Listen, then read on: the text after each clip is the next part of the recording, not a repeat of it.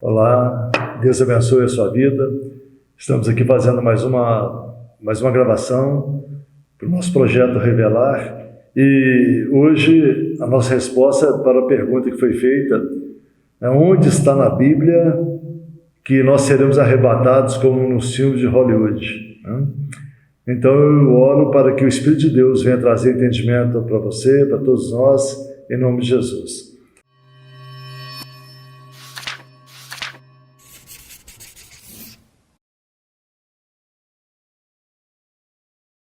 Eu queria que primeiro nós lêssemos em João capítulo 14, versículo 1, onde está escrito: não se turbe o vosso coração, credes em Deus, crede também em mim.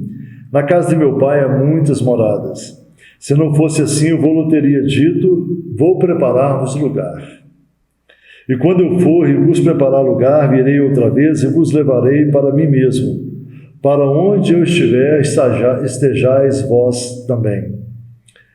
Mesmo vós sabendo para onde eu vou e conheceis o caminho, disse-lhe Tomé: Senhor, nós não sabemos para onde vais e como poderemos saber o caminho. E disse Jesus: eu sou o caminho, a verdade e a vida, ninguém vem ao Pai senão por mim.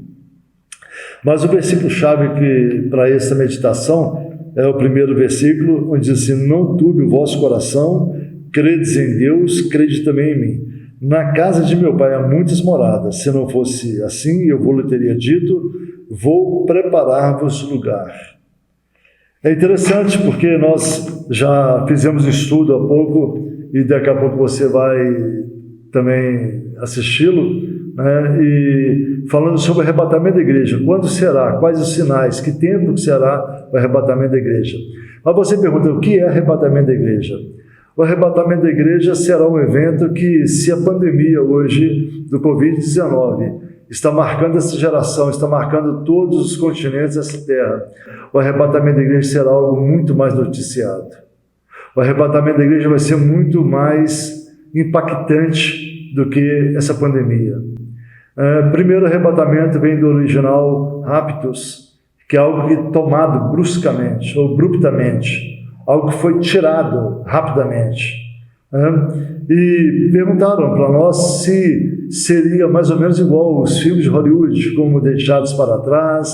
Eu nem sei se foi em Hollywood que foi gravado e tudo, mas alguns filmes que trazem a conotação apocalíptica sobre a vinda, ou melhor, a segunda vinda de Jesus. A primeira, ele veio em carne, ele se fez homem, habitou entre nós, né? E foi arrebatado aos céus novamente, e ele foi preparar o lugar. Ele dizia para os seus discípulos: olha, eu vou preparar-vos o lugar. Nós acreditamos que vivemos numa geração em que isso estará ocorrendo. O arrebatamento da igreja está muito próximo. Nós não sabemos o dia nem a hora. Ninguém pode prever o dia, a hora, o mês, o ano. Tudo isso é imaginação humana. Mas só Deus sabe, e agora Jesus, que está com Deus, sabe o dia e a hora. Nem os anjos tampouco sabem a hora que Jesus virá para voltar à igreja. A Bíblia diz que ele não voltará mais a pisar nessa terra. Jesus, ele virá sobre um cavalo e sobre as nuvens, e ele vai recolher a igreja. Que igreja que é essa? Todos quanto o recebeu. Em João capítulo 1 diz: todos quanto o recebeu, deu-lhes o poder, ou deu-lhes o direito de se tornarem filhos de Deus. Então todos que reconhecem Jesus como Senhor e Salvador, todos que receberam a Jesus, estes pertencem à igreja de Cristo Jesus. Esses pertencem ao arrebatamento da igreja. E eu queria deixar alguns outros versículos para você entender. Em 1 Coríntios capítulo 15, 1 Coríntios capítulo 15, versículos 51 e 52. É justamente a resposta que você pediu, você que fez essa pergunta. Aqui, 1 Coríntios 15, 51 e 52 diz assim: eis aqui vos digo um mistério, na verdade nem todos dormiremos, mas todos seremos transformados. No momento, no abrir e fechar de olhos, quer dizer, no instante, no abrir e fechar de olhos, ante a última trombeta, porque a trombeta soará e os mortos ressuscitarão incorruptíveis e nós seremos transformados.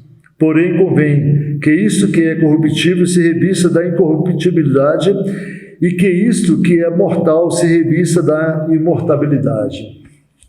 O que Paulo está falando aqui à igreja de Corinto? Ele diz assim que nem todos dormiremos, mas todos seremos transformados. Como eu acabei de falar, que nós estamos num período, numa geração que provavelmente será a vinda de Jesus. Então nem todos que estamos aqui hoje dormiremos. Ele está falando, não está referindo em uma noite de sono, ele está referindo-se à morte física. Então nem todos dormiremos, mas seremos transformados.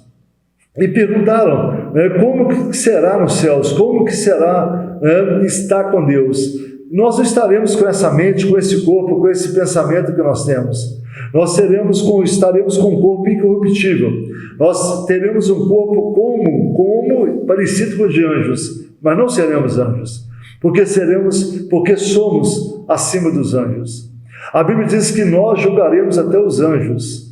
Então, nós teremos um corpo parecido com os anjos, não teremos este pensamento, não teremos essa sensação de bem-estar ou de mal-estar aqui, habitando neste corpo, não é verdade? Mas a Bíblia diz que nós teremos um gozo eterno. Gozo é uma sensação muito boa, e quando se fala eterno, o tempo todo você vai estar glorificando a Deus, adorando a Deus. A Bíblia diz que não haverá choro nem lágrimas nos céus. Então não haverá nenhum problema de doença, não há enfermidade, não há guerra, não há terremoto, não há nada. E muito pelo contrário, a Bíblia diz que a ursa pastará com o leão. Haverá uma paz tão grande lá nos céus, onde que nós jamais voltaremos a pensar nos problemas dessa terra. Então aqui Paulo fala muito claramente que no piscar de olhos, este será o arrebatamento da igreja. Quando nós piscarmos e as pessoas, na verdade, nós não, mas é um piscar de olhos, a igreja não estará mais aqui. Olharão para um lado, olharão para o outro lado, quem sabe dentro de um avião, quem sabe dentro de um ônibus, quem sabe os carros em movimento em uma rodovia, aqueles que foram cristãos, fiéis ao Senhor, serão arrebatados. Será uma grande tragédia, será uma grande catástrofe, será um grande acontecimento, mas isso chamará o arrebatamento da noiva do Cordeiro, porque Jesus foi preparar o lugar. Na casa do Pai há muitas moradas, e ele disse, se não fosse assim eu vou teria dito. E Jesus já preparou o lugar já está preparado, e daqui a pouco Jesus como noivo vai buscar a sua noiva. E quem é a noiva de Jesus? É a igreja.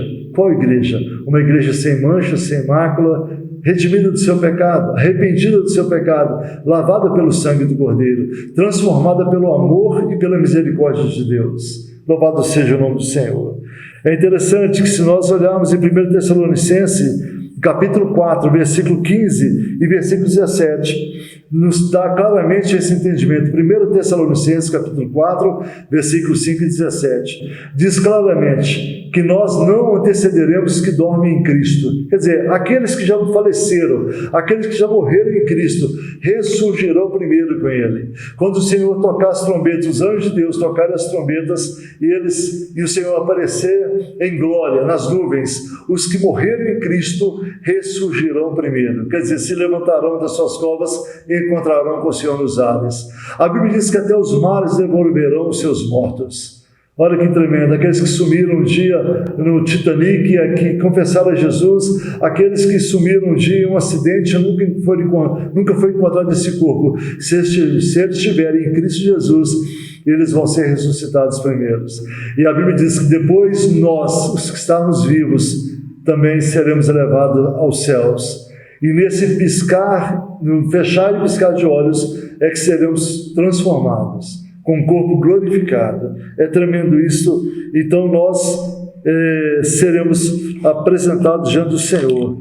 Em Efésios capítulo 5, versículo 25, também tem outra revelação para nós tremenda, onde diz assim, versículo 26, Efésios 5, 26, para santificar, purificando-o com a lavagem da água pela palavra, para apresentar a si mesmo igreja gloriosa, sem mácula, sem ruga, sem coisa semelhante, mas santa,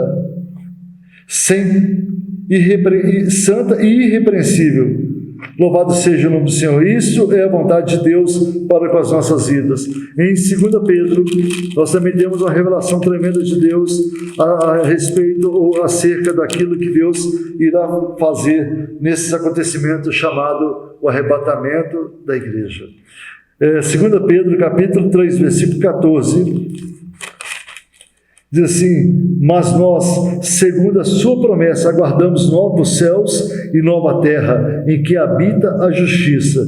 Por isso, amados, aguardando essas coisas, procurai que deles sejais achados imaculados, irrepreensíveis em paz. Oh, glória a Deus!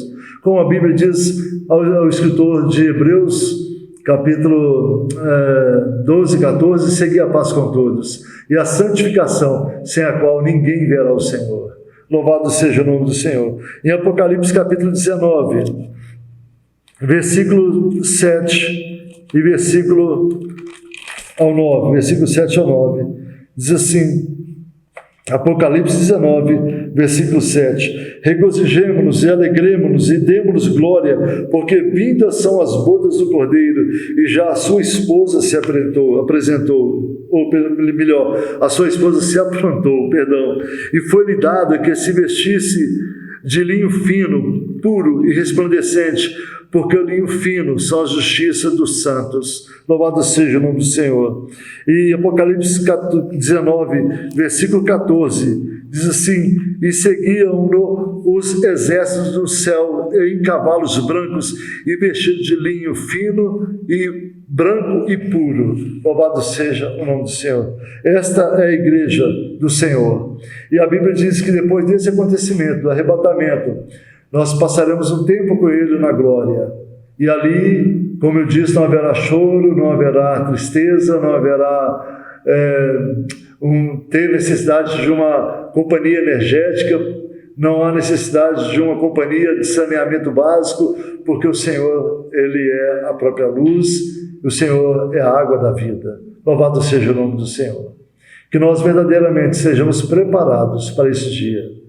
Como me perguntaram, nos filmes de Hollywood não há exagero nenhum no tocante ao arrebatamento da igreja. Jesus está às portas e nós vivemos essa geração em que muitos de nós não presenciaremos a morte física, mas seremos arrebatados, como Enoque, como Elias, e que Deus te abençoe em nome de Jesus.